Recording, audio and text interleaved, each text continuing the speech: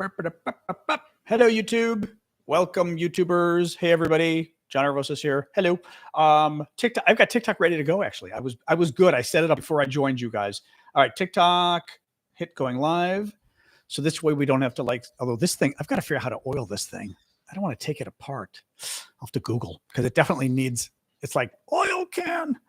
All right, there we go. Hello, there we go. All right, welcome TikTokers. Welcome to Fantasy Island. All right, welcome guys. Hello all. How we doing today? Oh, Alexa, turn on the can light. There we go. The little red. It's a small little red light, but I like it. I just had Alexa turn on that little red light right there. Somebody had left it downstairs. We sort of leave extra things downstairs on the table if anybody wants them. And somebody left one of those, smart lights for free. And I was like, you know what? It's small, but it's cute. So I was like, I can use it. Like I said, just a cute little light. Oh, that's right. Eurovision is this weekend. Ooh. I need to set that up. What time does it start on Saturday? Eurovision Song Contest is this weekend. We have a little tradition of watching it together live. It's a big European song contest, basically. Thank you for the gift, Richard. Thank you, Ash. What time does it start on Saturday? 2100 CEST, whatever the hell that means. Central European time? Alexa, what time is 2100 CEST in Eastern Time, US? Alexa sucks. Okay, was that just too hard for you, Alexa? Yeah, apparently. Somebody want to tell me what time that is? It's 3 o'clock in New York? It's usually 1 o'clock or something, I thought. 1 or 2 o'clock? Don't guess unless you know. All right? I don't want anybody guessing. I want a real answer here. So what time does Eurovision start in the US? No, that's 9 p.m. No. Right, that's 9, but that doesn't help us. That's CEST. She doesn't mean Central Time US. She's talking European time. Yeah. That's Central European Standard Time or whatever, CEST. 3 o'clock US, you think, Manana? You saw me in a Hollywood movie for sure. You didn't see me in a Hollywood movie, but you would have seen me in True Hollywood Stories. I did make it in that series, in that TV show once. But not a Hollywood movie. I would love to be in a Hollywood movie. Anybody out there know any Hollywood movie? My friend Damien keeps pushing me. He's like, you need to get a hold of a talent agent in New York because you'd be great. You could be Italian, you could be Greek, you could be Arab, you could be Latino, you could be Jewish. I'm a lawyer because you could be a lawyer. You talk fast, you're smart.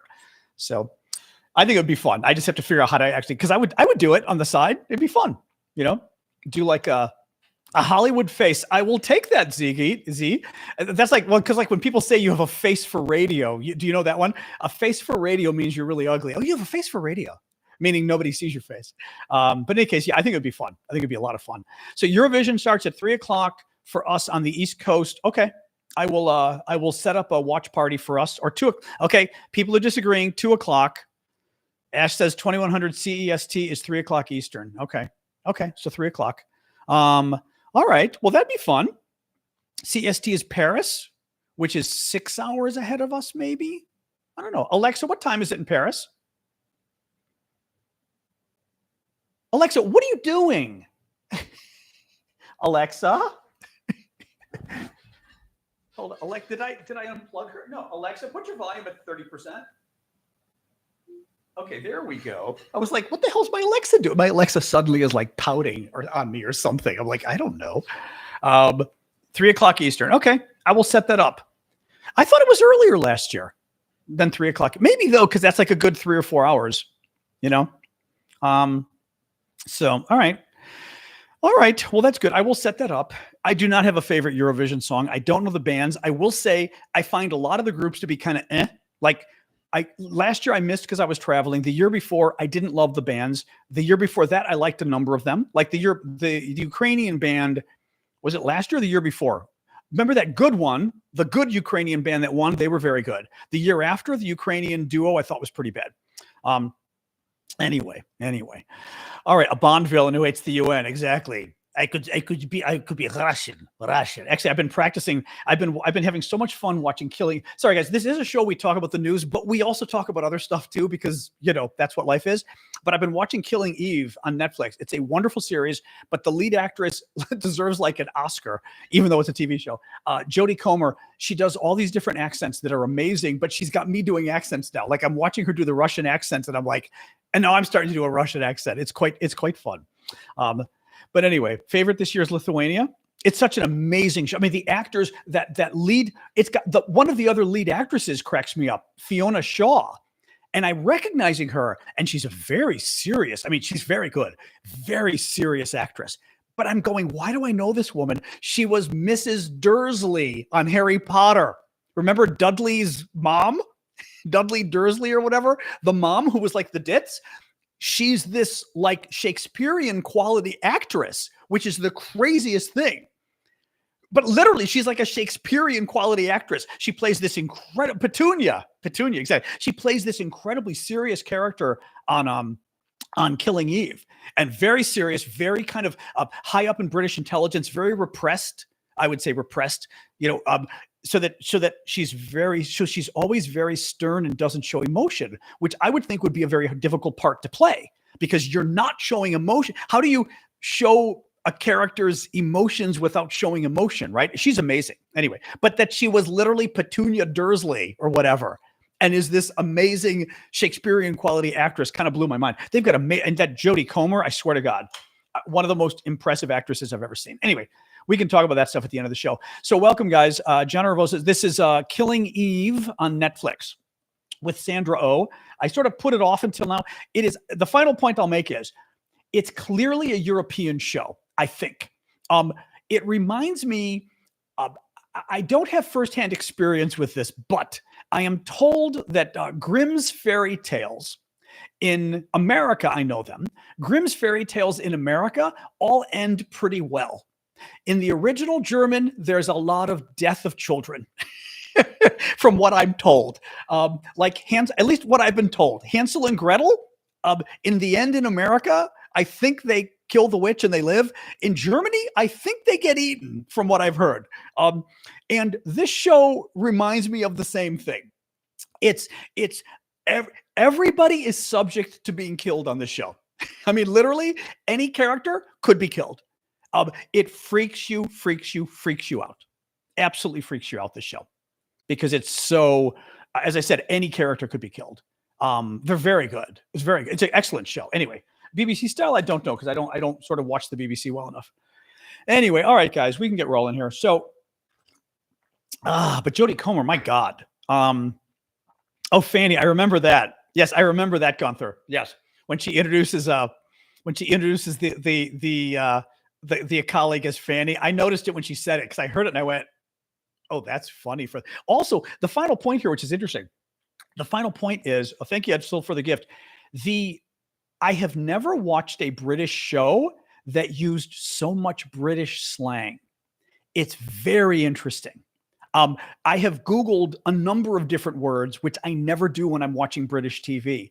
I don't know what it is. I don't know whether it's just for a British audience and they, showed it here, but it is nonstop British slang that has fascinated me, because typically watching shows here, you don't get a lot of British slang, even when they're British or whatever. I'm not going to tell you, like I learned, a bad word for a guy's thing, but there were also a number of words like actually I heard them say pop yesterday, and pop does not mean soda, which it doesn't mean Coca-Cola.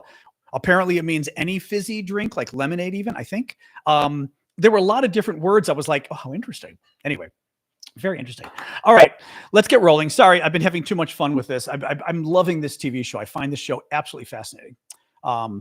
Anyway, so welcome, guys. I'm John Aravosis. So we talk about the news here, even though we're just talking about TV shows. But we are talking about the latest news from the U.S., the latest news from Ukraine. Anyway, I hit pause and I look it up. Yeah, I've been Googling like all sorts of different Britishisms. It's been very interesting. I'm trying to remember what some of the other ones were. I can't remember now. It was, got a number of them that I went, wait, what? Shoot, I can't even remember. Anyway, Like they did say pants, which I always laugh when they say pants, because pants in America are trousers, pantalones.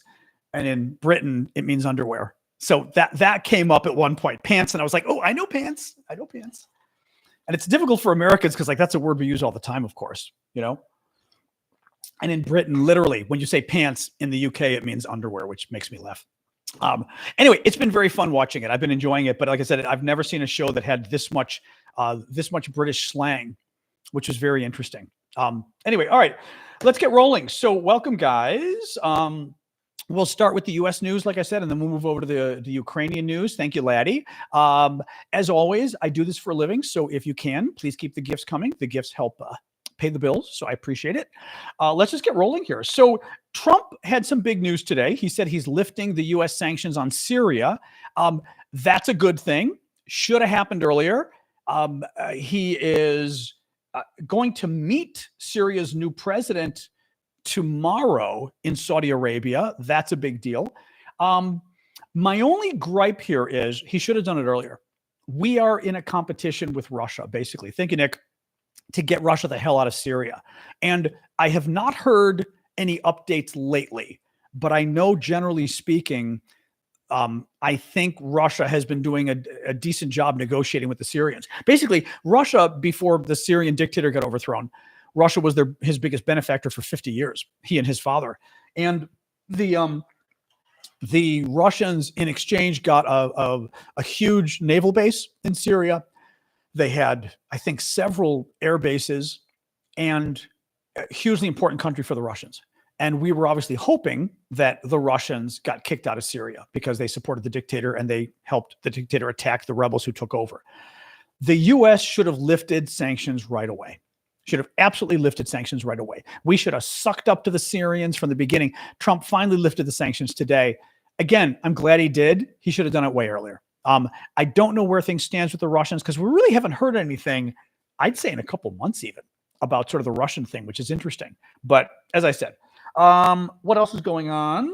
Oh, this was interesting. There was a report today that the Syrian president is offering Trump a deal similar to Ukraine's mineral deal that Trump got in Ukraine. There weren't any more details to it other than Syria has a lot of natural wealth. Actually, I could ask, hey, Google, what kind of minerals does Syria have? On the website insys.ia.org, they say the summer is mostly hot and dry. No. Hey, Google, stop. The summer is mostly dry. That was like an Alexa answer. Hey, Google, put your volume to 50%. Hey, Google, what kind of minerals does the country of Syria have? Sorry, I don't understand. Hey, Google, does the country of Syria have any minerals? Hey, oh my God. Hey, Google, does the country of Syria mine any minerals? On the website hubs.usgs.gov, they say, mining in Syria had been limited to mining of industrial minerals and mineral fuels. No metals had been mined in the country for centuries. In 2020, Syria produced ammonia, cement, gypsum, iron and steel, marble, natural gas, crude petroleum, phosphate rock, hummus, salt, and urea. Okay. It's not the most exciting collection of stuff coming out of Syria, I have to say. It does not sound like urea. Okay, I guess that's exciting. It's nothing like in hummus. Exactly. It's nothing like the stuff coming out of Canada. Nonetheless, the new guy in Syria is offering Trump some kind of a deal like what the Ukrainians did. Again, that's great news because once again, well, a couple different things it does. It ties us in with the government. And especially in a place like Syria, I think we ought to be getting more ties with the government so we get the Russians pushed out. Anyway, very interesting. Let's see if it goes anywhere, but I thought that was very interesting, actually. What else we got here? Bloomberg. Oh, so Trump announced a deal today with Saudi Arabia. He lied, as he always does. It sounds like the Saudis might be making an investment in the U.S. It might actually be significant. The problem with Trump is, it sounds like Trump might have gotten the Saudis to commit Trump's in Saudi Arabia today, might have gotten the Saudis to commit to do a significant investment in America. The problem is Trump being Trump, he had to lie about it, and he had to just lie about it. He could have gotten credit. I could have been talking about the fact that Trump got $300 billion of investment or whatever in the U.S., except he lied about it and claimed it was $1 trillion. Listen to this. This was from Bloomberg. President Donald Trump and Saudi Crown Prince Mohammed bin Salman or whatever touted a pledge for $1 trillion in commercial deals in Riyadh on Tuesday, a staggering figure that doesn't quite stand up to scrutiny, according to Bloomberg. Both leaders claimed Saudi Arabia would invest $1 trillion in the U.S., but signage at the conference, both leaders claimed $1 trillion, but they had signs up all over the conference that said the total was actually $300 billion. That's great.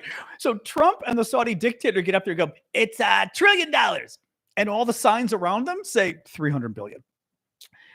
Hours earlier, the White House claimed it was $600 billion. So the signs at the conference said 300 billion. The White House said 600 billion. Trump and the Saudi dictator claimed $1 trillion. The discrepancy is significant. This is my favorite part. From Bloomberg. The discrepancy is significant. The $1 trillion figure roughly matches Saudi Arabia's entire gross domestic product. That means basically the 1 trillion figure is like the size of the Saudi economy, basically. So like they wouldn't be able to invest their entire economy in the United States. Again, it looks like maybe there's an investment from Saudi Arabia in the U.S. Trump lies. Part of the problem here is, I mean, not the problem. The problem is Trump lies. So we really don't know if Saudi Arabia is making any investment. What we do know is Trump lied enormously about what the investment was, claiming it was $1 trillion, when in fact the conference details itself claim it was only 300 billion. So we have no idea what to believe at this point. So I'll move on. Oh yeah, so Trump and the Houthis. So this is interesting. I was reading more about this today. Trump basically failed miserably at taking on the Houthis in Yemen. And he was doing so badly militarily and losing against them that he finally quit and declared victory, which was amazing for Trump, of course.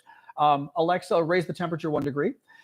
So basically, the Houthis are a terrorist group, basically running the country of Yemen, or running a large part of the country of Yemen, which is in the Persian Gulf, or, well, it's kind of the Indian Ocean, I guess, not the Persian Gulf really, but I would call it the Indian Ocean maybe more, but sticking off of Saudi Arabia, right south of Iran.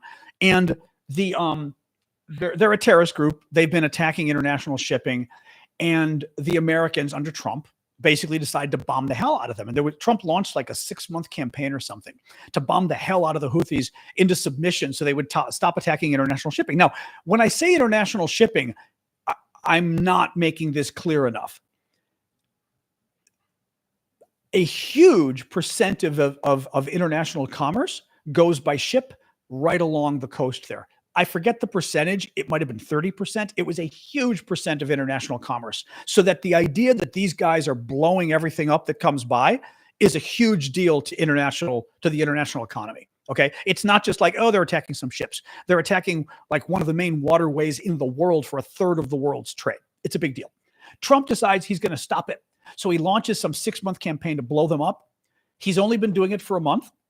2 of the planes, you may recall, fell off our aircraft carrier into the water. They almost blew up an F-35 the other day, according to the New York Times. So they didn't just, I guess, almost hit some F-16s. They almost took down an F-35, like America's top new fighter. And Trump finally realized he was doing so badly against these terrorists that he quit and declared victory.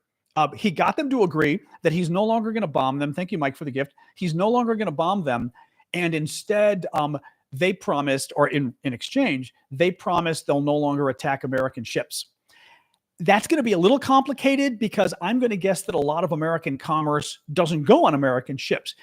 I'm not a big, I'm not a Wall Street guy or whatever, or a shipping guy. But from what I recall, typically your goods don't go, like American goods don't go on American ships. Typically the ships are like Panamanian or Panama's like one of them, but like these other third countries are what the ships are registered under. So Not quite sure if this is going to work, but bottom line is the deal Trump worked out was that Trump failed.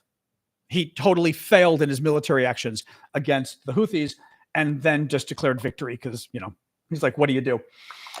Trump canceled another $450 million worth of grants for Harvard University. As you may know, Trump is out to destroy Harvard, pretty much because he doesn't like Democrats and he thinks Harvard is a Democratic school. So he launched a campaign against Harvard. He has been trying to get them to basically get rid of any kind of civil rights protections they have, civil rights for their students, teaching civil rights, anything like that. And he's not even threatening. He's now trying to take away billions of dollars of money from Harvard. He gave them a list of demands that was something out of communist China, basically. And Harvard said no. It would have been illegal, actually, the stuff that Trump demanded. So he's now literally trying to destroy Harvard. Harvard is probably America's premier university. You don't have to be a Democrat or a Republican at this point. The idea of destroying Harvard and the other top American universities, it's something Vladimir Putin would come up with. It's something the communist Chinese would come up with. The idea that an American president would be doing this, once again, makes you sit there and say, who's pulling the strings? Who's behind this if an American president is trying to destroy Harvard and other top universities in America? The only reason you would do that is if you were an enemy of America. You wouldn't do it as a patriotic American president. So Trump, once again, like I said, today, killed another $450 million for Harvard, again, because he's trying to do anything he can to harm America's schools, which is just a really screwed up thing. All right, hold on. So there we go. There we go. My temperature did not go up when I told it to go up. There we go. All right, that's better. It was still cold, I could tell. What else we got here? Oh, this was kind of good. So a number of Republican members of Congress, senators actually, are speaking out about Trump's bribe that he's accepting from the government of Qatar, which is an Arab government. It's a government that finances the Hamas terrorists in Gaza. They're the terrorists that run Gaza. They're literally a terrorist group. And Trump has agreed to accept a $400 million plane from Qatar as a gift that was the king's plane, like a luxury plane, and Trump's going to use it as Air Force One, which is the president's plane. And then after his presidency is over, they're going to give him the plane. The Air Force, because it's going to go to the Air Force as a gift, and then the Air Force is going to give it to they're going to give it to Trump's library, who then is going to let Trump fly it around the world until he dies. So Trump, he's using it as Air Force One. Trump is literally, sorry, I have to block somebody. Hello, hold on. Oh, actually, Ashley, block her too. Bigfoot, block her as well. Thank you. I was going to say, I was trying to block her. Unfollow. I love that. By the way, I do kind of love people who are like, unfollow. Let's just be clear here. This woman got upset because we were disagreeing with a president being bribed, because we don't like our presidents to be bribed with, nearly $500 million bribe from an Arab government, no less. And that's so offensive that she had to leave. What happened to people in our country, right? What happened that literally, as long as the president is your party, you don't care what the hell they do? When did that start? To this degree, accepting a $400 million bribe, okay? They're bribing him. They're giving him a $400 million plane. They're bribing him. And by the way, it's not okay, according to several top Republican members of Congress, including Senator John Thune, which is pretty wild. This is the Senate Majority Leader. This is the top Republican in the United States Senate. He came out today and criticized Trump for taking the plane. That blew my mind. I'm wondering about the politics of that, actually. Now, Ted Cruz and Rand Paul also criticized it. One actually funny point, Stephanie Ruhle at MSNBC or NBC raised a really good point. She said, I assume that $400 million plane is going to be subject to the 10% tariff. Is Trump going to be paying the $40 million? Which I thought was absolutely, he won't, but I thought that was absolutely hilarious. Like, are you going to pay the 10% tariff, Trump? It was like, woo. Anyway, very sad though. Oh, there's another Trump bribe. So Trump's getting bribed again, this time via his cryptocurrencies. You know how Trump is using these cryptocurrencies to get bribes, basically. What he basically did, without going through all the details of it, but basically, Trump set up his own cryptocurrency. Sorry, my hair here. Trump set up his own cryptocurrency. And what he does with it is he gets I think he gets like a significant, was it 60% or something? He gets a big portion of every dollar that you buy of his crypto. And he sets it up. And again, it's as Chaz just said, it's garbage. I'm going to use the word garbage, Chaz, so we don't get TikTok's algorithm upset. Thank you, Pure, for the heart. Keep the gifts coming, guys, by the way. Remember, I do this for a living. Keep the gifts coming. Trump sets up this cryptocurrency. And basically, anybody in the world can buy this currency. It's like a stock. Of course, it's a crappy stock, but it's like a stock. And when you buy it, the Trump family gets a huge portion of each dollar that you've put there. Huge portion. They did this, one fears, because anybody in the world can now bribe Donald Trump by simply buying his cryptocurrency. You're not giving it to Trump. You're buying his currency, right? You're not giving it to Trump, except that it's Trump's currency, and he gets a huge percentage of every dollar you spend on that.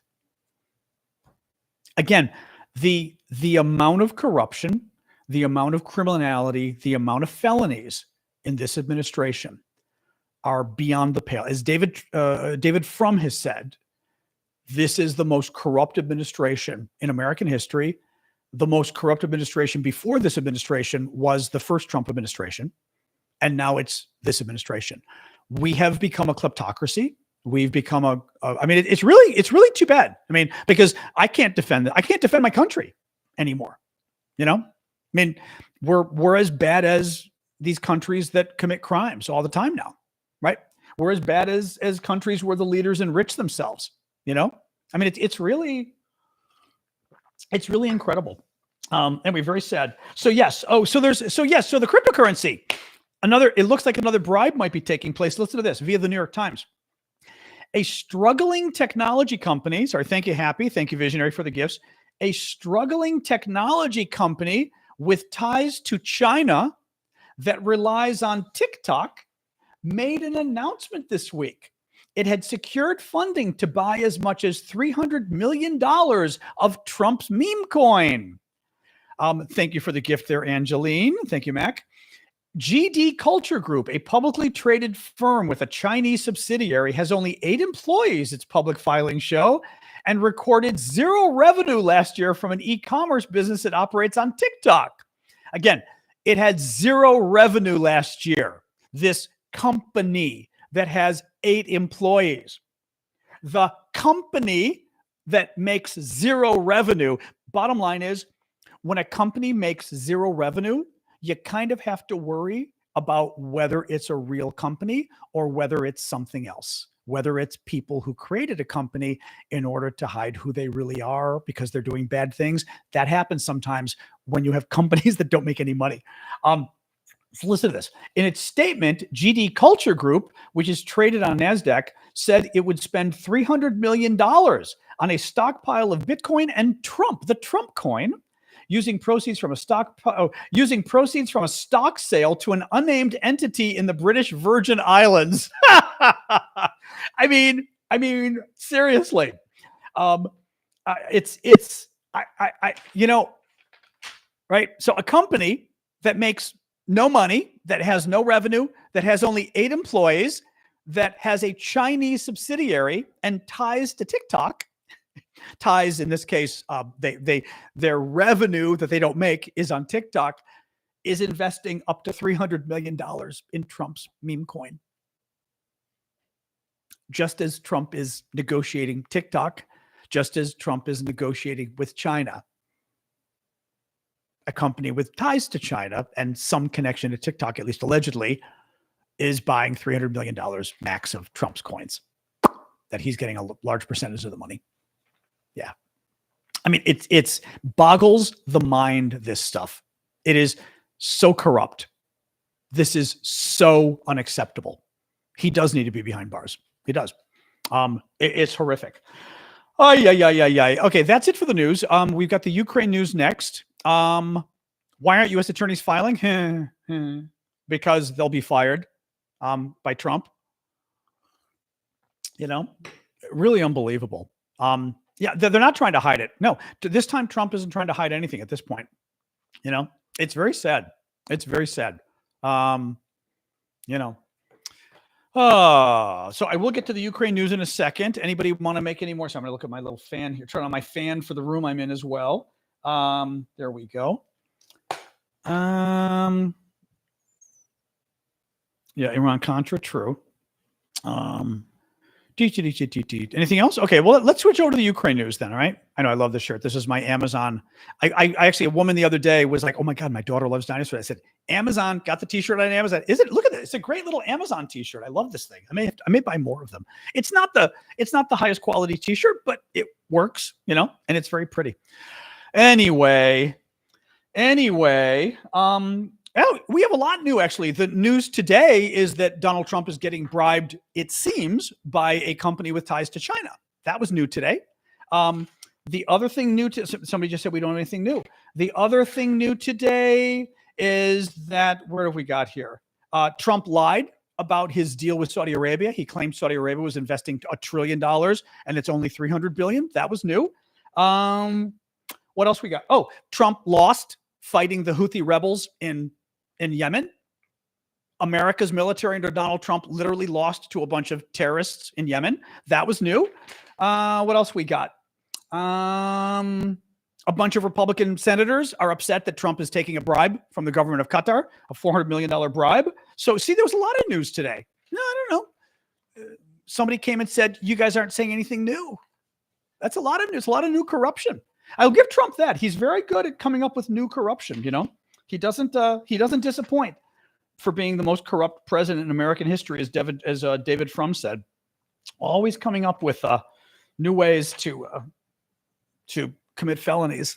Very sad, very sad. And it's only Tuesday, exactly. We've already had this many felonies in the week. They counted the lies in his first term, 30,000 lies. Washington Post counted. They ought to count the felonies. He cannot pardon himself in principle, Alyssa asks. Trump may try to pardon himself. The problem is the Supreme Court has already kind of pardoned him.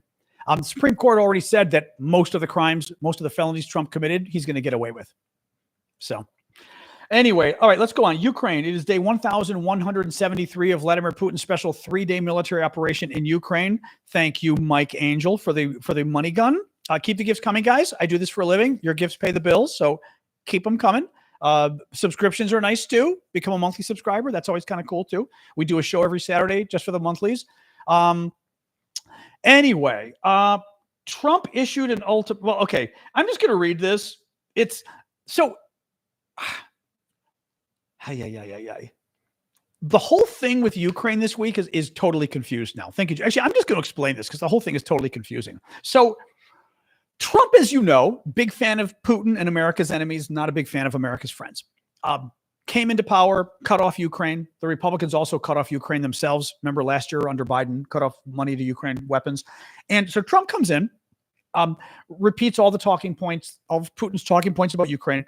But then Putin keeps bombing people in Ukraine. And suddenly Trump is kind of going, maybe this isn't as good, right?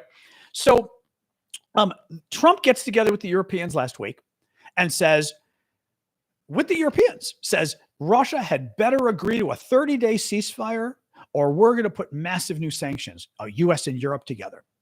The next day, Trump changed his mind and said, okay, maybe we won't. Of course, classic Trump, right? The next day, he totally undercut the Europeans on the deal and said, no, instead, I want the, stop a second. Trump on Saturday says, thank you, the sound for the galaxy there. Very cool. Sound pioneer. On Saturday, Trump says, I want a ceasefire, 30 days, or we're going to punish Russia if they don't do it. The Russians say, no, we're not going to do it. We're not going to do the ceasefire. But Putin says, how about we meet next Thursday and 2 days from now in Turkey? And Zelensky and I can have a real negotiation. How's that? And Trump goes, oh, I love it. So Trump says, okay, Zelensky, you better meet with I sound like Jerry Lewis. You better meet with Putin in Istanbul or Ankara, whichever.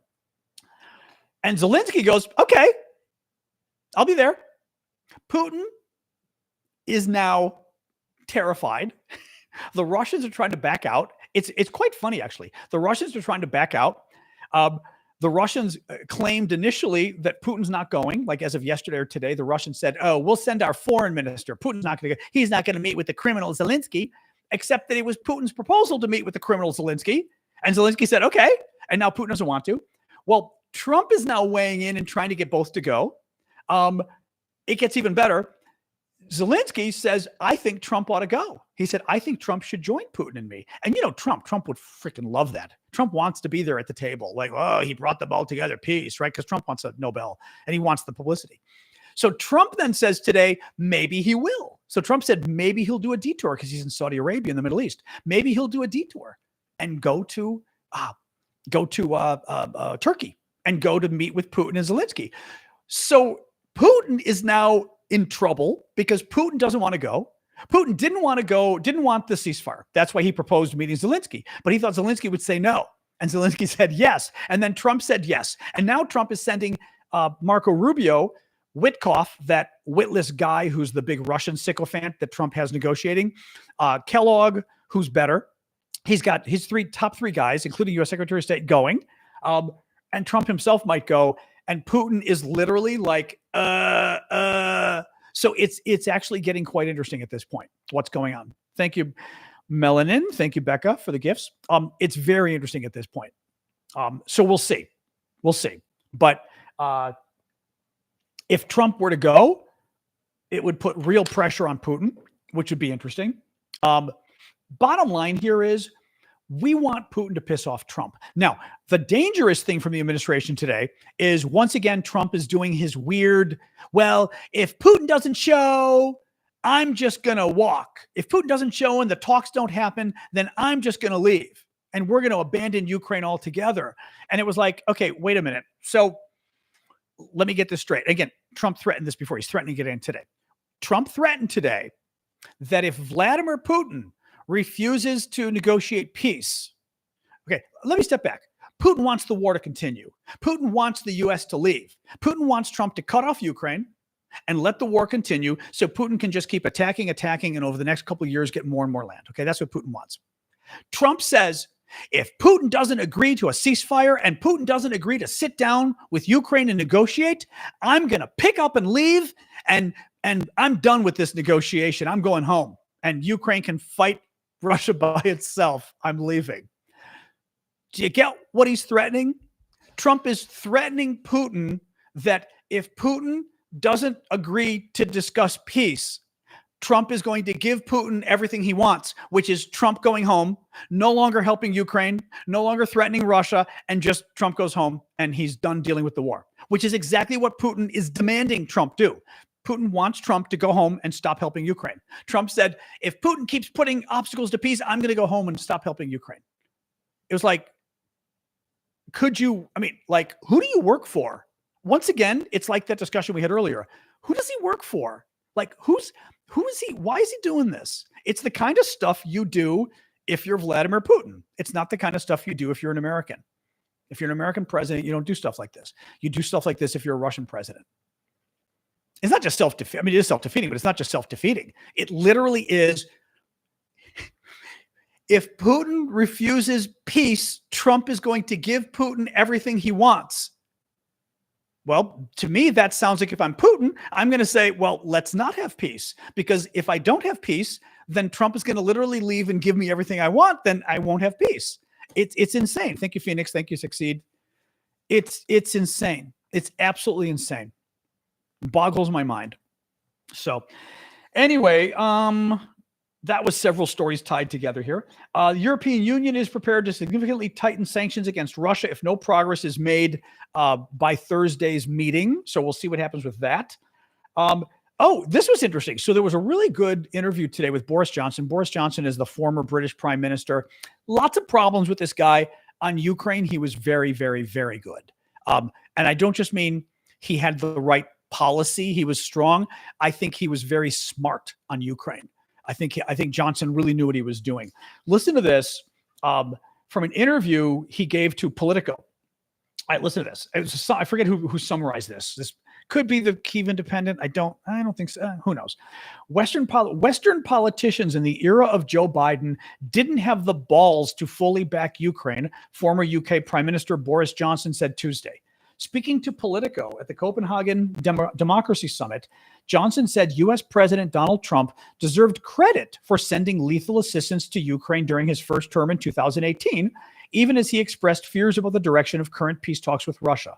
Quote, with all the complaints they now have about Trump's position, I just observed two things, First of all, under Joe Biden and from the previous 2 years, whatever you'd say about what the West was doing, I'm going to read this because it's Johnson mixing up some words. Let me read this sentence again. He's talking about Joe Biden and the Western leaders, okay, in terms of what they did for Ukraine.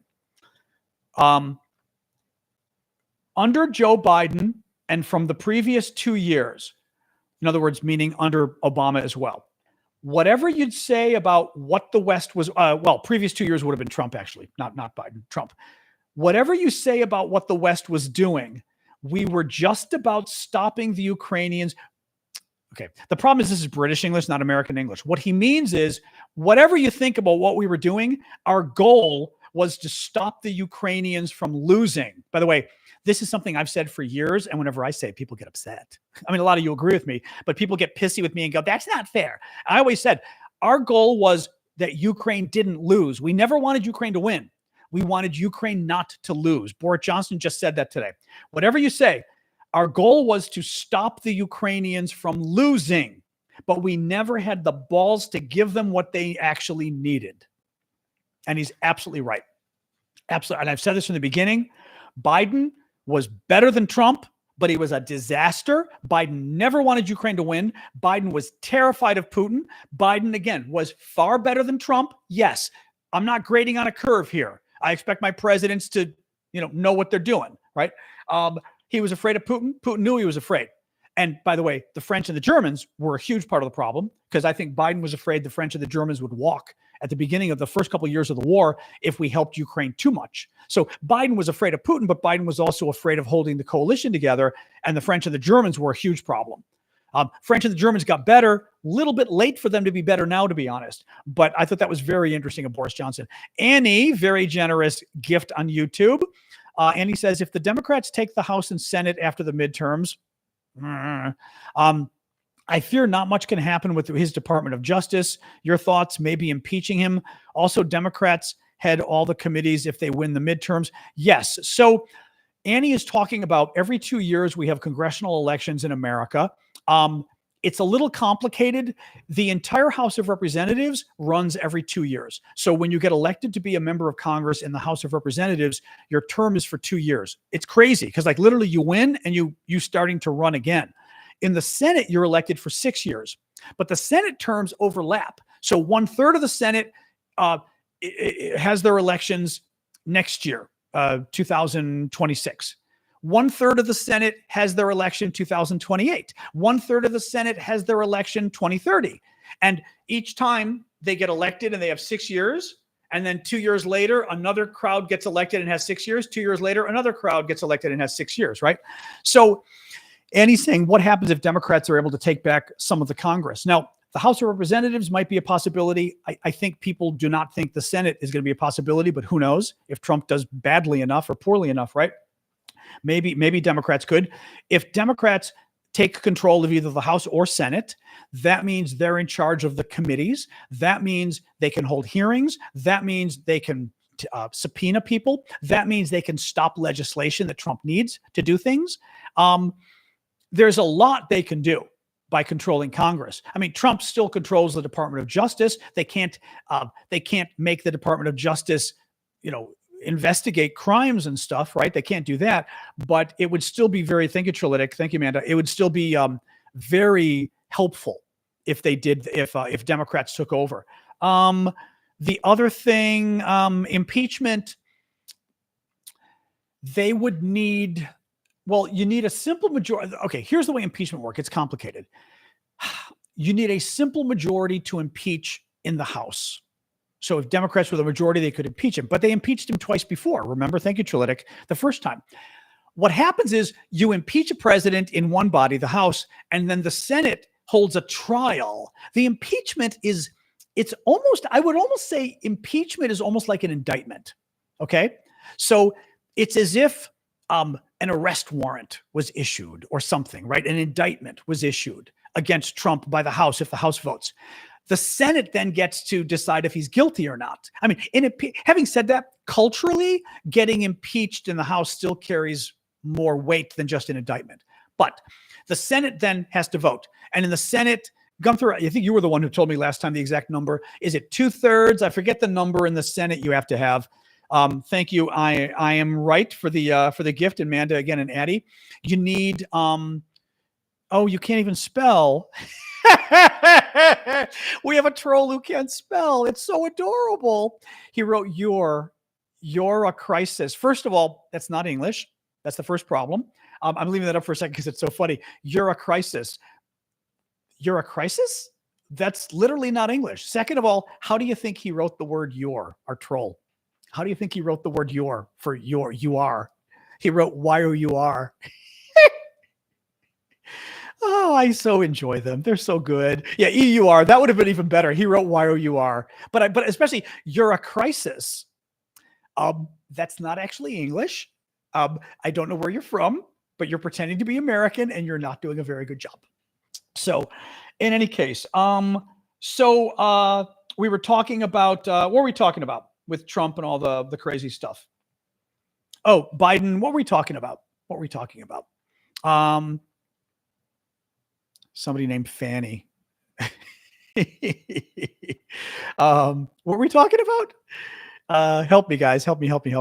Oh, the Constitution. Oh yeah, the impeachment. So in the Senate, they've got to get him convicted. You need something like 2/3. Gunther, you're here. You're my number, 67. I was going to say Gunther's my number. You need 67. It's not 60. 60 is to break a filibuster, Bulldog. It's 67, I believe, to convict. You need 67 votes, and Democrats would need Republicans on board, and there's no way Republicans have the balls to impeach Trump, to convict him. So impeachment wouldn't really get anywhere. I mean, of course he should be impeached, but part of the problem you get with that is, he should be impeached. The problem is voters get into this like, why are you worrying about impeachment when we have problems? And it's, so you get into kind of that kind of a problem too with the voters, where if you impeach Trump, do the voters feel like you're not focusing on America's problems, right? That kind of garbage. Anyway, it's not great. Let me just look here. That's actually it for the news. Okay. That's it for the news. We'll hang and we'll chat now. Yeah, and he was impeached twice before. Nothing happened. Having said that, you could argue that it's important for history. The man is a felon. He's a serial felon. It's important. And he's the worst president in American history. He's the most corrupt president in American history. Maybe it's important to put on the record what a criminal he is, even if it makes people upset, right? It's important to call out criminals. It's important to call out politicians who are criminals and who work for foreign governments and who enrich themselves by taking bribes. It's important. Who try to violently overthrow the government. It's important, right? So, so that's the counter argument to don't waste your time impeaching him is, there's an argument to be made that it matters. All of this matters. And at least calling him out on it and impeaching him, at least for history, shows that somebody stood up, He did not win by a large majority at all, actually, Daniel. Trump did not. You were joking on that? I wasn't sure. The Trump claims it's a lie. I mean, I Googled it again the other day. Trump won the election by, was it 1.5% or was it less than 1%? How much was it, guys? Was it 1.5%? A little, or was it 1%?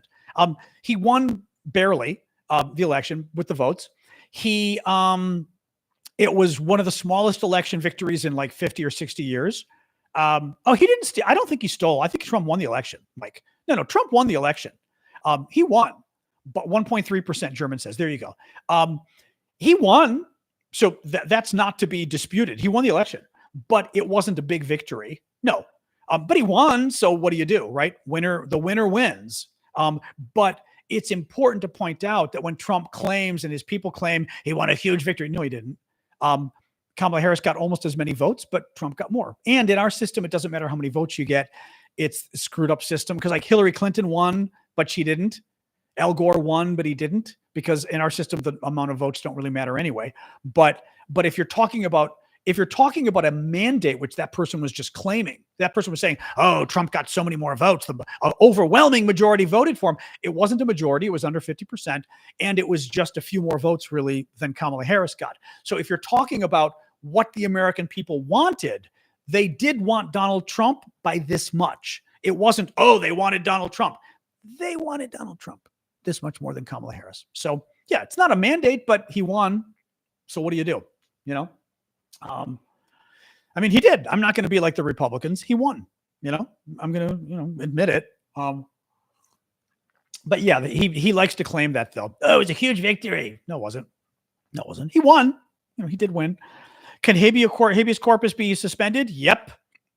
They're going to have to go to court and try to get a court to do it, but they may. Yep. That's a due process. They're going to try. I think they're absolutely going to try. Exactly. Landslide. Exactly. A Trumpian landslide. Exactly. Exactly. It was a plurality. It wasn't even a majority. It was under 50%. Oh, hello, Arctic. You're back. Woo-woo. Yeah, things didn't get any better while you were gone.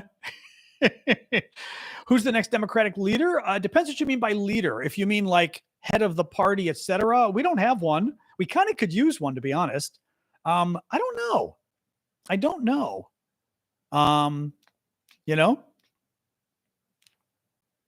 A third of the population didn't vote for him. Oh, didn't vote. Oh, fewer than that. I mean, even more than that. 60. Oh, man, it was a third, though, because it was like 65%. That's true. Wasn't it like 65% voter turnout? So it probably was a little more than a third. A little more than a third didn't turn out, didn't vote. Yeah, that's probably right. Is there any chance Kamala could run again? There's a chance. I hope to God she doesn't. I thought it was closer to 65. Was it 60? I don't remember. I can ask. Alexa, what was the percentage voter turnout in the 2020 election? No, stop.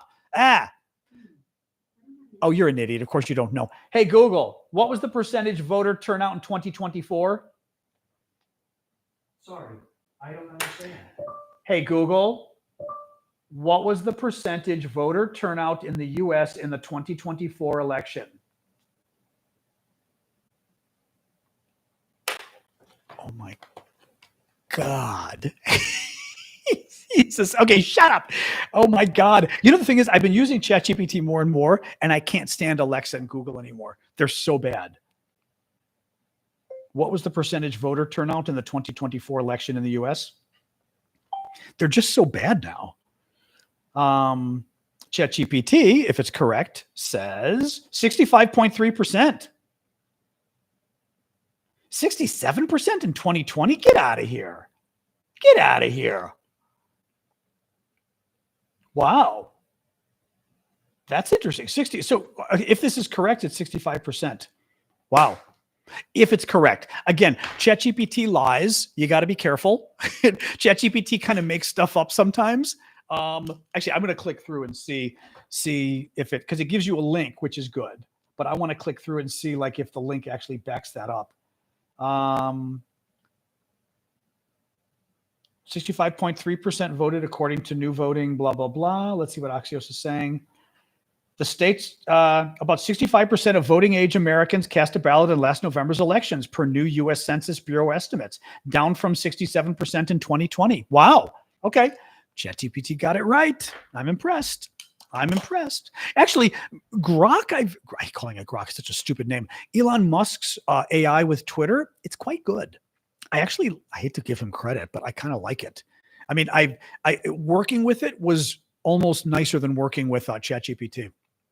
It's got a better personality, kind of hard to explain, but the interface, is kind of more like Star Trek's computer, like a person. It's a little weird. Anyway, so yes, so that was kind of interesting.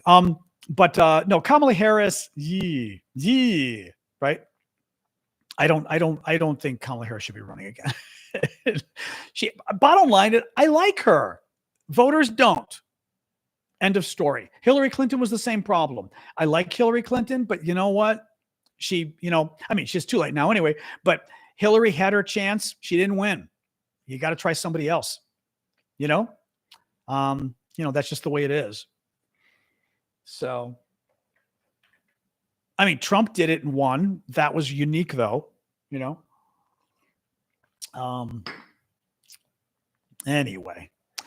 Anyway, what else?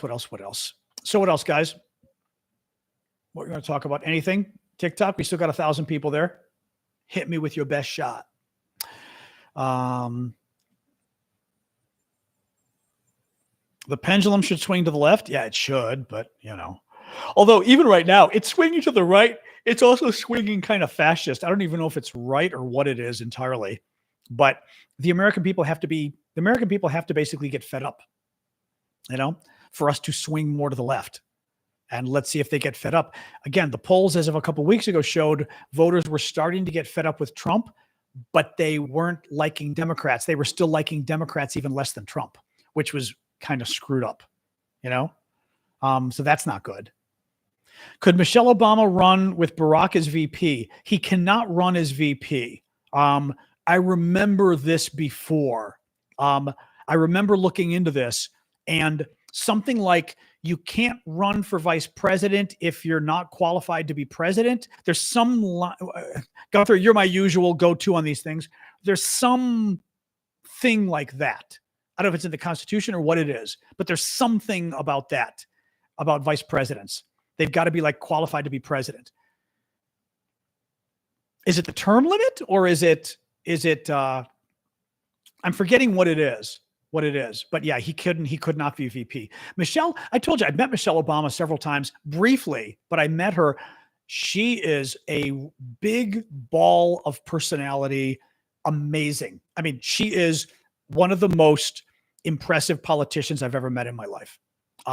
Incredibly impressive woman. Thank you, Danan. And I mean, I met her at the White House Christmas party 2 or 3 times, and maybe 3 times. Just a lovely person. I mean, and again, you talk to her for 5 seconds or something. It's not long, 6 seconds, but she just exudes, or 10 seconds maybe. She exudes this personality. He does not. Obama, not very personable, I have to say. You could tell the stories about Obama were he hated going to all the events. He hated meeting the funders. He hated shaking hands at events. She's the opposite. She may not like it, but she's lovely. She makes you feel like you matter. I mean, I was so impressed with her. I know I didn't have any opinion other than I think she doesn't look great on TV, to be honest. I didn't have any opinion. In person, she's much prettier. I don't think she's one of, it's called a Q, what is it? The Q quotient or whatever it is. She doesn't look good on camera. In person, she looks much better. And her personality, oh my God, her personality in person. Like I said, lovely, everything about it. But she's not going to run.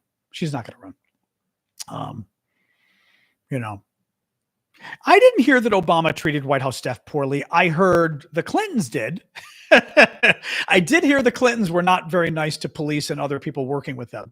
The Obamas, I never heard that. I doubt that's true. Anyway, what else, guys? Oh boy, did I yawn again? Yeah, I was gonna say Obama. I would imagine the Obama, especially, I'm sure was lovely, and he was probably fine, But there wasn't much. You shook his hand. He clearly didn't want to shake your hand. It was very interesting. The whole experience with him was very interesting. So what do you do? Yep. Manana says the vice president must be eligible to be president. That's what I remember. Yeah. I remember that line or whatever it was, the fist bump. Exactly. The terrorist fist bump. Remember all the crap they would get Obama on? Obama wore a brown suit. Fox News turned it into a huge scandal. Is it presidential to wear a brown suit? I don't know. Is it presidential to sleep with a porn star right after your son is born and then pay her $130,000 in hush money and then lie about it before the election? I don't know. Oh, tan suit. Tan. Exactly. Is it presidential to commit 34 felonies and be convicted before the election? Presidential to try to violently overthrow the government? Oh, but at least he wasn't wearing a tan suit when he tried to violently overthrow the government. So, anyway, What else? Other requirements to be president? Yes, but their age and citizenship. I believe you've got to be 35 years old and you have to be born in the United States. And that is probably it, I think, for presidential requirements. I'm pretty sure. Anybody else? Am I missing anything? I think it's those two, right? Yep. Natural born citizen, which has been interpreted to mean born on U.S. soil, and 35 years old, I believe. It's not 40. It's 35, right? It's not 40. Is it 40 or is it 35? I think it's 35. Oh, that's true. That's true. You can't participate in an insurrection. You actually can be a felon, Jordan. 35. Okay, it's 35. Thanks, guys. You can be a felon. Trump could have been elected president from prison. He probably would have been. That would have been legal. You can actually be a felon. Yeah. I did not. Crockett, is she that? She like a Democratic congresswoman or something? Jackie, what did she say? Is that who I'm thinking of? Is it Jasmine or something? I'm forgetting. Who is she again? Being a felon's okay. So what did she say? Jasmine, that's it. Okay. What did she say? On the next person elected or whatever? Honestly, the next. What did she say? Oops. Sorry, just seeing people said she said something. Oh, she likes to spar with Marjorie Taylor Greene. Oh, that's fun. That's fun. That's fun. Anyway, you guys got to give me a complete sentence of what she said, or I'm not going to know what you're talking about. Oh, I know. I saw Marjorie Taylor Greene with the gavel. Oh my God, this was hilarious. This is hilarious. Marjorie Taylor Greene is this far-right MAGA congresswoman who's she's a lot kind of kooky, and very fire-breathing. And she's holding a hearing and she's trying to embarrass, who's the guy she's going after in the hearing? Who is the guy? She's showing him, and she shows a picture of him. Okay. And the picture of the guy, well, you can only know so many things, Chrissy. There's 535 members of Congress. Who was the witness? She's got a picture of a witness, and the witness's hand is like this. And she's got the picture of the witness like this. And this is the picture. And she goes, look at him. Look at his, oh, hold on, I've got to do this. Look at him. He's giving the finger. Look at this picture, a big blown up picture. And the Democratic congresswoman goes, point of order, point of order. And the Democratic congresswoman holds up the entire picture. This is the entire picture. The person was giving the V side. It was the V side. And she cut the picture to make it look like he was giving the finger. How's that for crazy? And the Democrat is going, excuse me, point of order. And Marjorie Taylor Greene doesn't want it. And so the Democrat's waving it around. Well, then as Marjorie Taylor Greene is talking, the Democrat gets behind her and is waving the picture behind the Republican woman's head. And she's literally waving the picture. It was the funniest damn thing. But I mean, what nasty people. They took the guy's picture with like the peace sign or whatever and cut it so it looked like he had his finger in the air. I mean, but the tape was hilarious because literally she's like, point of order, but no, I'm not going to give you a point of order. You cropped the photo. No, look, here's the real photo. Why are you afraid? And literally Marjorie Taylor Greene is then talking, and I kid you not, the woman is behind Marjorie Taylor Greene's head going like this. It was the funniest damn thing. Absolutely funny. U.S. fencing, Sharon? Oh, interesting. Oh, they were going after the U.S. fence. I mean, what a ridiculous. The U.S. fencing chairman? Who cares about the U.S. fencing chairman? What was that even about? That's insane. I mean, like, I don't even know what that was about. Bizarre. Okay. Absolutely bizarre. Wow. Okay. That's too bad. That's too bad. I know balloons. It was doing, the peace sign does balloons on YouTube. Oh no, but there we go. Now, if I do both, or is it the same thing? Oh, if I do both, it's confetti. I didn't remember that. That's funny. Well, I think it's not YouTube. It's my iPhone that does it. I think. Actually, does it show it on Discord as well when I do that? Is it, so it's my iPhone? It does. Okay. So it's the iPhone. It's not YouTube. I keep thinking it's YouTube. Yep. Oh, a transgender fencer. Oh, dear God. Dear Lord. Oh, God. Yeah. You're not recognized. Too funny. Absolutely too funny. Anyway, Melanie Stansbury. So she's the congresswoman who held up the real photo. Melanie, where is she from? Melanie Stansbury. That was very good. Yep. It was a Doge oversight hearing. Funny. Okay. New Mexico. Okay. Thank you. New Mexico. Okay. Yeah. She was very good. I was impressed. I mean, that was good, but just holding the piece of paper up on camera behind her was freaking fabulous. I mean, it was incredibly dishonest. I mean, my God, it's just incredibly dishonest. You cropped a photo to make it look like someone's flipping the finger and they actually have both fingers up. I mean, damn, that is about as dishonest as you get, you know? Well, I'm not going to, let's put it this way. I don't agree with the trans sports thing. I think there's a real problem with that issue, but I'm told this is one of the issues you can't discuss on TikTok. Somebody told me, believe it or not. So I don't talk about it because literally, supposedly people got their lives canceled getting into this issue, like trans issues. So I was like, okay, that's kind of scary. So we're not going to talk about it, but I think the trans sports issue, there's a real issue there. And we're not supposed to say that because we're good liberals, but I'm not a good liberal. There's a real issue there on the sports stuff. There is. And I think we play games pretending there isn't a real issue there. There is. That doesn't mean Marjorie Taylor Greene isn't holding the hearing in order to be a bigot, because she is, right? I mean, she's clearly holding the hearing to be a bigot. She's doing it to bash trans people. That's why she's doing it. But let's make that clear. Not going to talk about it. Can't talk about it. TikTok gets weird. Can't talk about it. So sorry.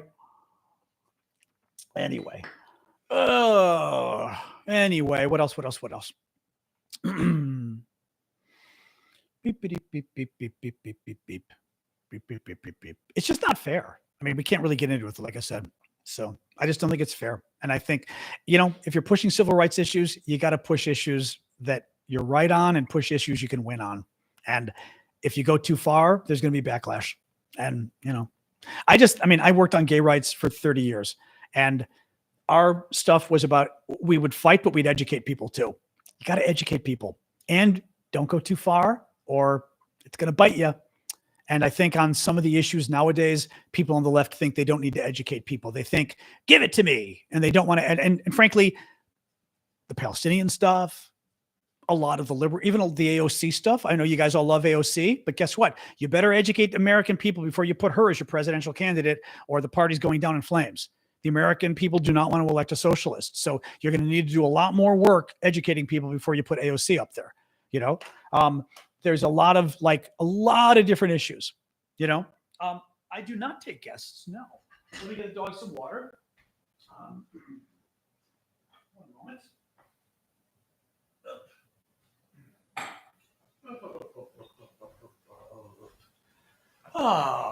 I don't take random guests just because TikTok is very picky about what happens during the show. And people have had random guests before that get into real trouble. That's hilarious. Hassan Piker was detained by ICE at O'Hare. Isn't Hassan Piker the obnoxious Turkish guy? I'm sorry, but that's hilarious. That's absolutely hilarious. I'm sorry. Again, it's not right. Fair enough. But I only have so much empathy in my heart for people, and bad people. I can only care about so many people. And I care less about bad people than I do good people. That doesn't mean we should break the law. We should never break the law. But I'm just not going to get too worried when bad people have problems. Yeah, he's the that's him. Yeah. Yep.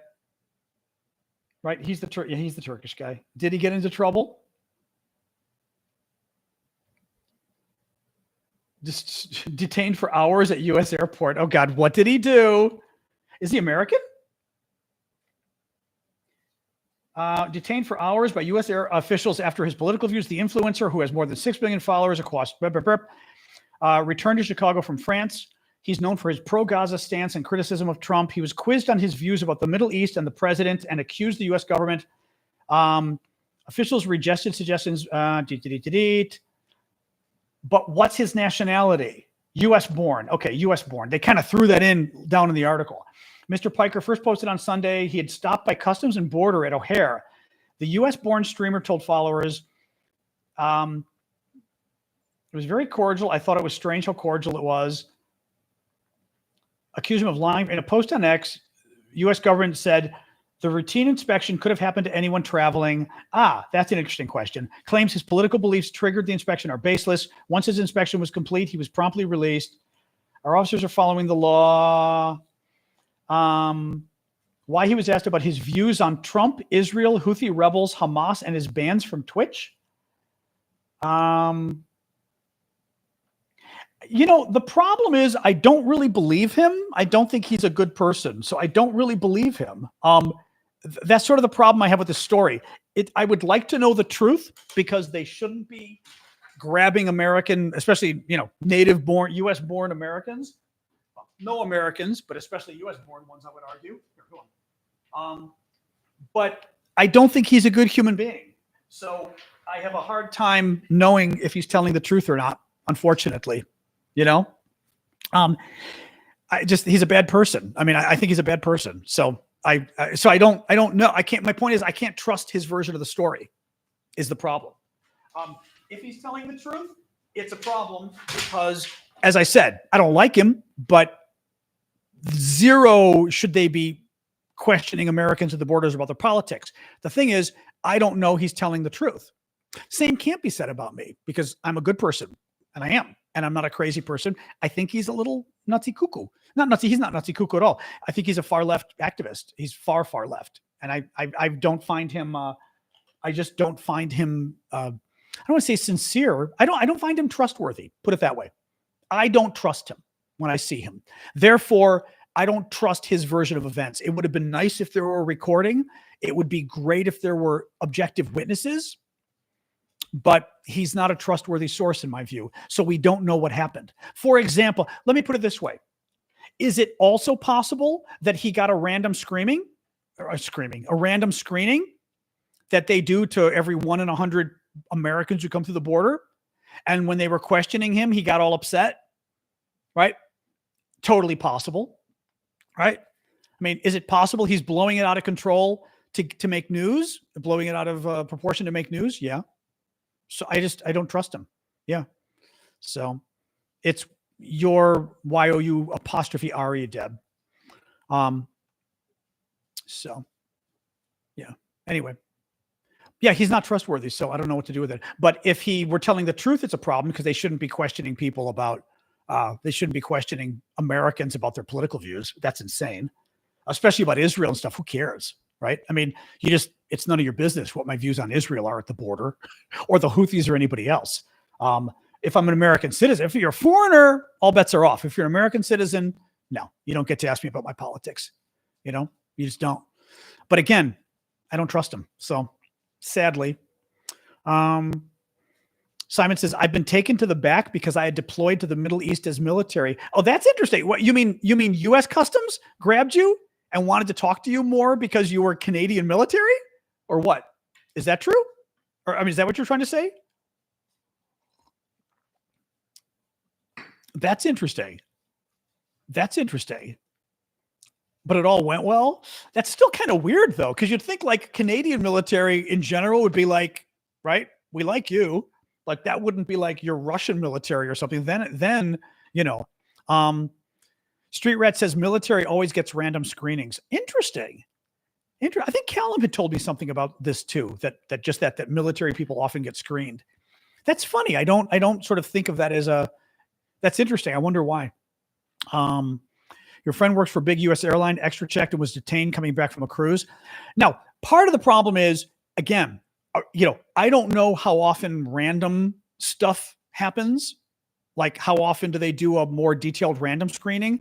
Maybe every 1 in 100 people or 1 in 500 people get that kind of, screening. I don't know. Right. I just don't know. I just don't trust this guy. If he were not anybody else, if he were somebody else on the left I could trust, then I could say, okay, right? I trust AOC. Her politics are way to the left of me, but I would trust her. If she said it happened to her, I'd believe her. That's what I'm saying. Like, I don't agree with her politics. She's way to the left of me, but I don't think she's a liar. I don't think she's even a liar. I don't think she's somebody who twists the truth for an audience. Right? I trust her. That's my point. I don't trust him. He just strikes me as somebody who twists things for one of those online influencer types that, we all can be, but I just think, yeah. I'm sure they have been on his show. He's a huge lib. So any case, so yes, I don't know. They're trained as killers. It makes sense they'd be screened. I guess.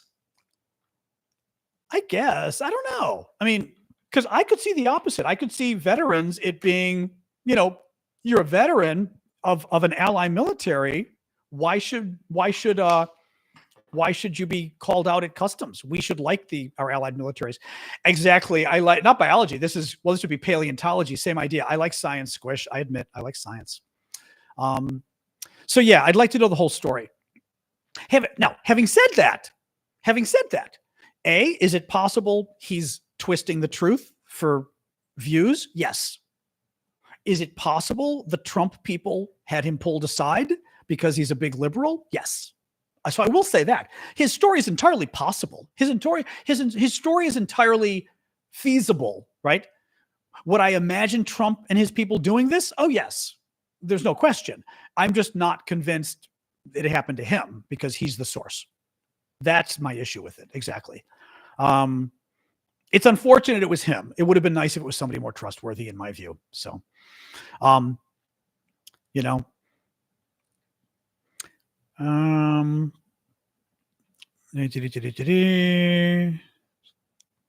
that's funny. It shouldn't have asked you that, Manana. Manana says, returning as a U.S. citizen, it asked her for her passport number and asked for your address you'd be staying in. Oh. Well, yeah, but that's because that may be a standard thing they do because they have to pass it to the Americans and they're assuming it's a lot of foreigners. That might be. Yeah. The reason why the random screening sucked is because we were supposed to be quick pass-throughs. Yeah. I just got the global entry. I mean, I always had TSA pre-check for domestic, but I just grabbed the global entry as well. Just because I want to start traveling more internationally again. So why not, But it doesn't mean you get away with everything. They still can pull you aside or whatever. I've never had them be bad. So the worst I ever got was, big earthquake in Greece. That's bad. Thanks, Alan.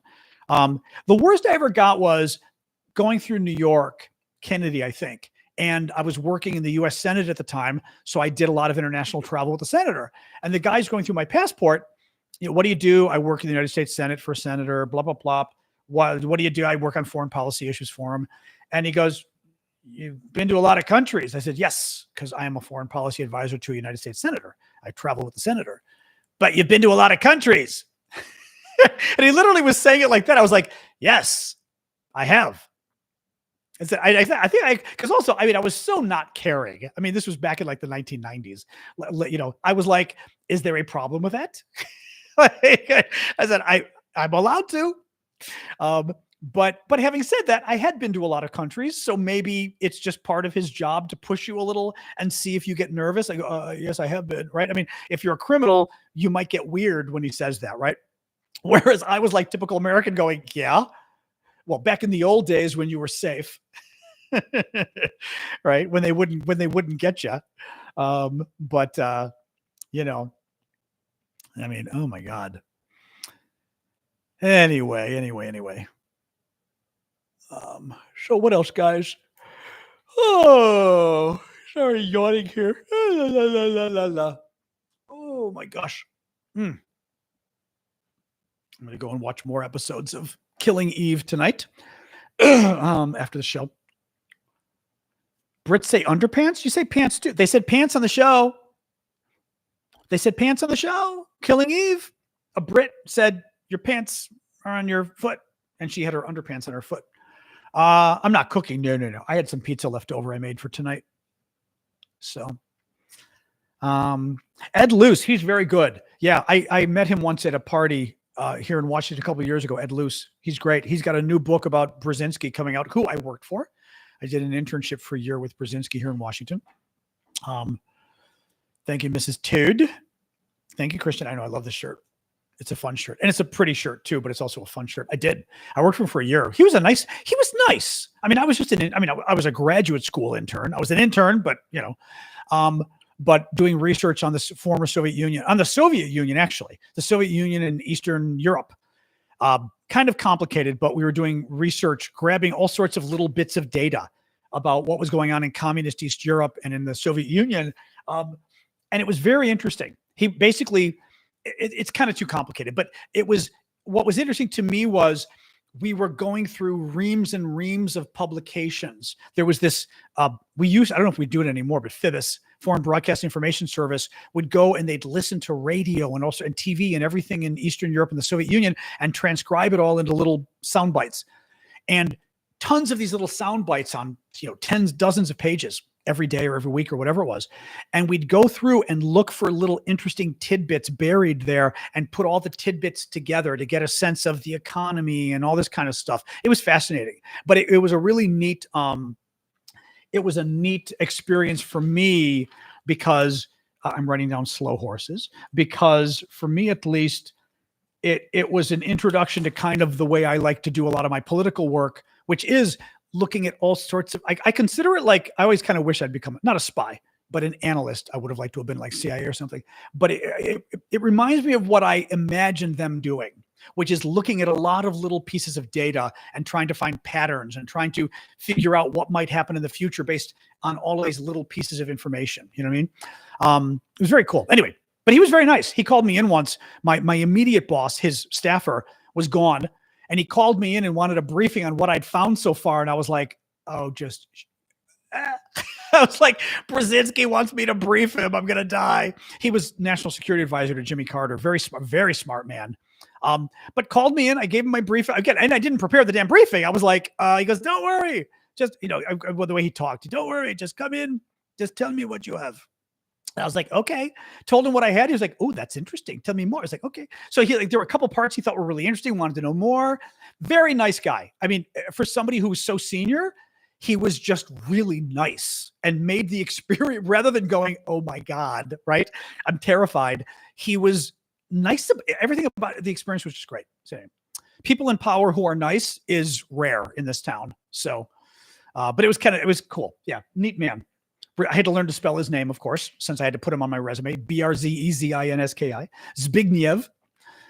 Zbigniew. So I learned to spell Polish names.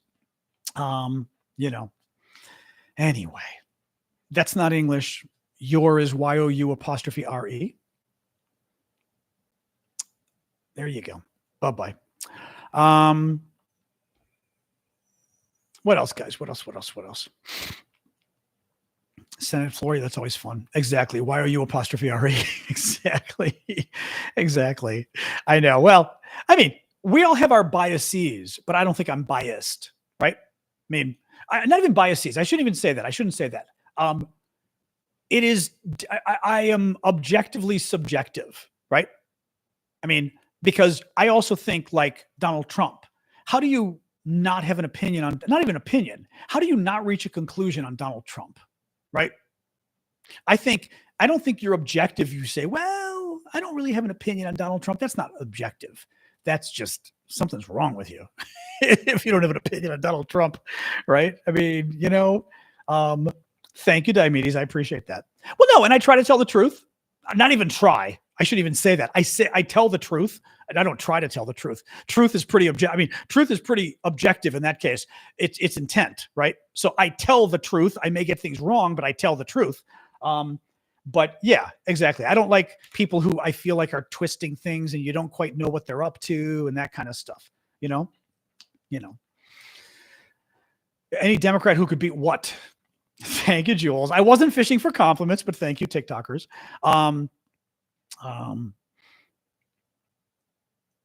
The Wisconsin judge just got indicted by a grand jury. Oh, that's interesting. I mean, maybe the Wisconsin judge did something. I don't know.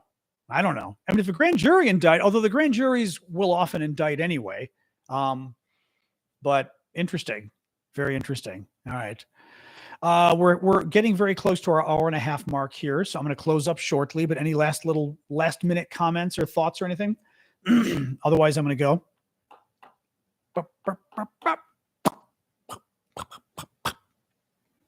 What else, guys? What else? I think this was the judge that may have helped the illegal immigrant get away from the immigration police. I think that's the story, but we don't quite know what happened. All right. I already had dinner. I had some pizza. I'm gonna have a snack later. I've got little mini ice cream cones from Trader Joe's. Thank you, Royce. Thanks, Annie. I've still got my chocolates from Sanders from Costco. So I usually have one or two of those a night. They make me happy. Sasha did one. Well, we already got water. You missed the water, Tom. That was probably 20 minutes ago. I did get her. They're good. I'm not a big ice cream cone guy. A neighbor actually got them for us, which was very sweet of him. I'm not such an ice cream guy. I like ice cream, but my idea of ice cream is Ben and Jerry's chocolate fudge brownie. That's my idea of ice cream. I want rich chocolate ice cream with brownies, right? This is good, though. They're nice. And they're small enough that you do kind of get a flavor, but you haven't eaten a huge amount of ice cream. But I buy those exactly. I've got the chocolates from Costco that I use to as an adjutant with the ice cream. They make me happy. So anyway, so can I just say too, like totally unrelated, on Costco, on Amazon, I was looking to buy like some dirt and stuff for my balcony plants, and I wanted to buy compost and earthworm castings. I bought the compost for like $25 because I looked, but I didn't know until it arrived, and I saw the email, and the email goes 40 pounds. And I was like, oh my God, it's 40 pounds. 40 pounds is going to be, I don't know, 18 kilos or something. And I was like, oh God, no. Well, it's 40 pounds of compost that Amazon shipped, which I'm kind of blown away that you can buy compost through the US mail and that you can get it from Amazon. And it was like $25. It wasn't terrible. I mean, there's no way I could have brought it from the store. I don't have a car. But I was kind of impressed, actually. I mean, I may have paid a lot for it. It's hard to know, but I didn't have another way of getting it anyway. But I was actually kind of impressed that I was able to order that with Amazon. Things like that with Amazon always kind of shock me, sort of the things you get and you're like, wow, that's kind of cool. So I just got the notice as we were here that my earthworm castings are arriving too. So, not going to find that one. I can't even find your question. I don't even see a question from you. So sorry. You said, would you answer my question? I don't see a question from you. So I was looking. I stand person. Still, I am seeing. I'm trying one more time, but I'm seeing absolutely no question from you. Nope. There is no question from you. Nope. You literally corrected the person saying your. That's it. Ain't no question from you. So sorry about that. I wouldn't guarantee I'd answer anyway. It depends what your question is, but do they cost more than coffee? What? The compost or what? They sell compost on TikTok. Oh, that's fun. The bags are sold in like quarts or whatever, which is very confusing. First of all, depending what you buy, it can be a quart, it could be a liter, it could be weight. It's very confusing. 10-pound bag, $6. Okay, that's pretty close though. Because I paid $25 probably for 40 pounds. So that would be 24 pounds. That's actually, or $24. That's about the same. Interesting. Okay. They sell compost on TikTok. That's funny. No, I thought it was again, I didn't really have a choice because I didn't want to drag 40 pounds from the store down the block. But I was like, it was in the price range where I was like, okay, and to have it mailed, I was like, that sounds fair. So, but I was very impressed. All my plants, I gave a little bit of extra compost. So I didn't give to my African violets. I got to give them a little bit. I have a little bit more. All right. Anyway. All right. We're done talking about compost. Let's wrap it up. Thank you for joining us, guys. I appreciate you coming today. I am growing tomatoes. I've got a little tomato plant now, thanks to Poppy. She recommended a little cherry tomato sweet 100s that hopefully will grow well. So I'm very happy. I will see you guys tomorrow. Thank you for joining us. I'll be back tomorrow at 6:00 Eastern time, US. Other than that, thank you for the gifts. Thanks for joining us. Thank you, subscribers, especially. I appreciate your guys' support. Just a reminder, Saturday, we will be watching the Eurovision Song Contest. I was going to say Univision. Eurovision Song Contest. Saturday at 3, we said. 3 Eastern? 3 Eastern, right? I'll set that up maybe tonight if I remember. But otherwise, I'll see you guys tomorrow night. We'll have ample time to remind us to go watch that as the night goes on. So, all right. Have a good night, guys. I will start with hold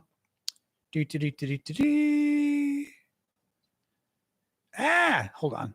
What is this? There it is. Okay, I was trying to grab my my Discord. All right, Discord ending by Discordians. Boom. All right, Discord is over. Ah! Oh God, what happened on Discord? Oh no! Oh, there it is. Okay. Phew. Okay, Discord. It got a little too big for the screen. I was like, how do I shut my Discord? All right, YouTube. Good to see you guys. And TikTok finally. All right.